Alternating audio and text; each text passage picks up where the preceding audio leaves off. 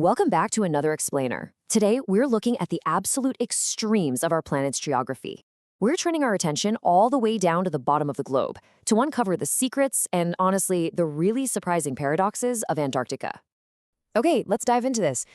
We often picture Antarctica as just this snowy, dormant backdrop, right? But it actually challenges us to fundamentally rethink how environments work. It's a landscape that really tests our assumptions and invites us to look a whole lot closer at what's actually happening at the very edge of our world. I mean, it is truly the continent of extremes. We aren't just talking about a harsh climate here. We're talking about a region that literally defines the absolute environmental limits for the entire globe. So let's look exactly at what those extremes are.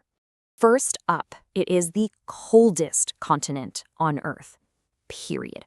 It sets the absolute baseline for freezing temperatures, establishing this incredibly punishing environment that actually dictates the global climate and drives deep oceanic currents. But here's where the environment plays a bit of a trick on us. Despite those endless, sweeping plains of white ice, it is simultaneously the driest continent on Earth.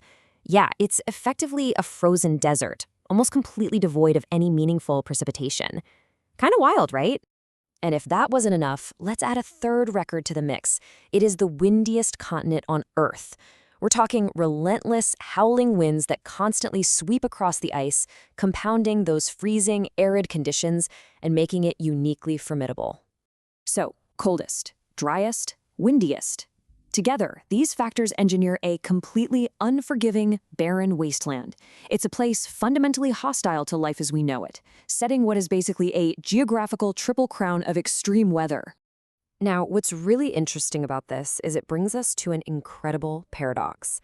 That barren, seemingly lifeless expanse is actually hiding something that completely flips our understanding of this wasteland upside down, turning it into, literally, the most invaluable resource on the planet. Think about it for a second. How can the absolute driest continent on Earth, a literal desert with almost no rain or snowfall, possibly be the very same place that holds the world's fresh water? It completely defies standard logic.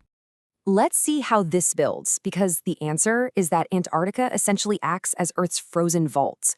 What this dry, wind-scoured landscape holds locked away inside its massive ice sheet is actually vital to the survival of the entire planet. So, the crucial point is 70%. We are talking about the foundation of all ecosystems, agriculture, and human civilization, and the overwhelming majority of that fresh water is sitting right there at the South Pole. And this brilliantly illustrates the sheer scale of what we're talking about.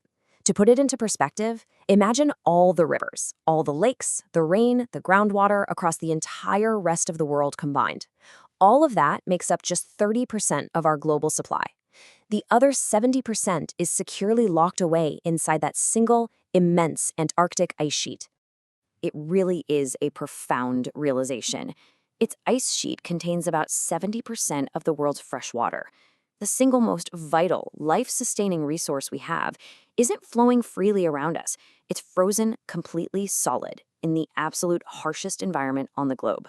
Which leaves us with one incredibly vital question. If 70% of our fresh water is locked away in the coldest, driest, and windiest place on Earth, what does that mean for our planet's future if that environment begins to change? Something to think about. Thanks for joining me for this explainer, and I'll see you next time.